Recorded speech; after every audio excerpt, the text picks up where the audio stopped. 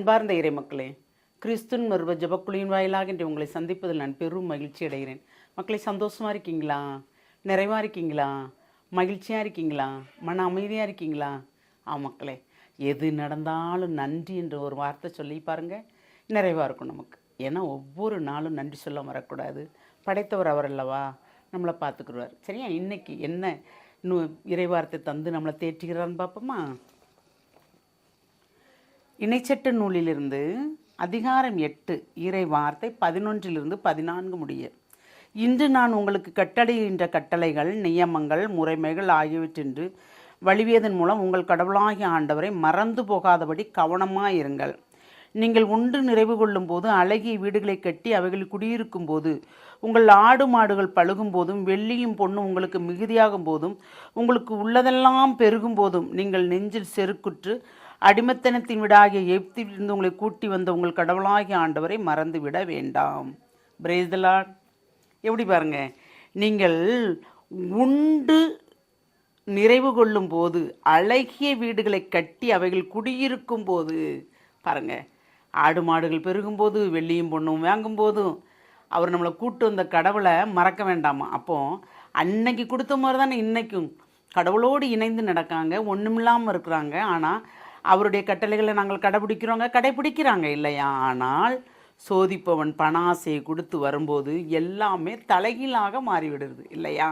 அப்போ பணம் வந்துட்டா இறைவனை மறந்து போக முடியாத தனக்குள்ளே செருக்கு வந்துடுது.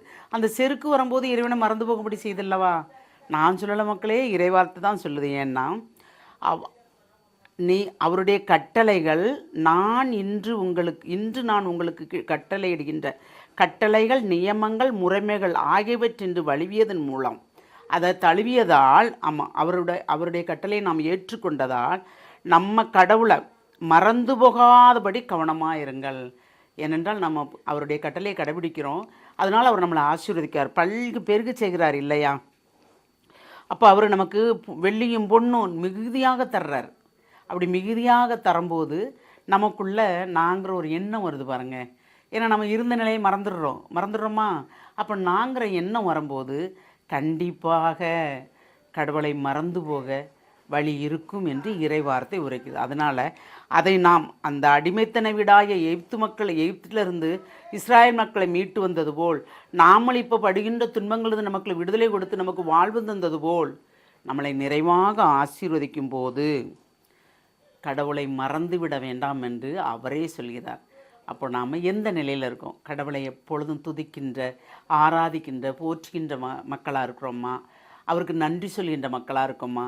அவர் செய்ததை நீங்கள் என்ன செய்தீங்க எங்களுக்குன்னு கேட்குற மக்களாக இருக்குமா? ஏன்னா 2 வகை மக்கள் உண்டு இல்லையா? ஒன்றுமே இல்லாட்டாலும் நன்றி ஆண்டவரை, இன்று கொடுத்த அப்பம் போதும், இன்று எங்களை வழிநடத்தினரே அது போதும் என்று சொல்லுகின்ற மக்களும் இருக்கிறார்கள். என்னதான் கிடைத்தாலும் காணாது இன்னும் ஓடிக்கொண்டே இருப்போம் என்று ஓடிக்கொண்டே இருக்கிற மக்களும் இருக்கிறார்கள். என்ன பெற்றுக்கொண்டாலும் நிறைவில்லாத மக்களும் இருக்கிறார்கள். அப்போ இந்த 2 வகை மக்கள் இருக்காங்களா? நாம் எந்த வகை மக்கள்? யாரை சார்ந்தவர்கள்? போதும் என்ற மனதோடு இருக்கும் மக்களா, இல்லை காணாது, எது கொடுத்தாலும் காணாது என்று சொல்கின்ற மக்களாக இருக்கோமா? சிந்திப்போமா?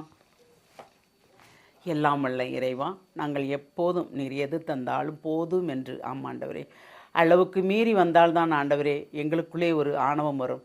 ஆனாலும் அதெல்லாம் வராதவாறு நீர் எங்களை தற்காப்பீர் என்ற நம்பிக்கையோடு நாங்கள் இருக்கிறோம்ப்பா.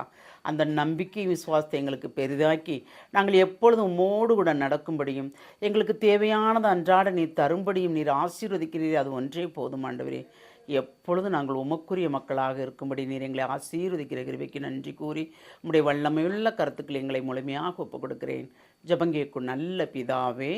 ஆமேன், ஆமேன், ஆமேன்.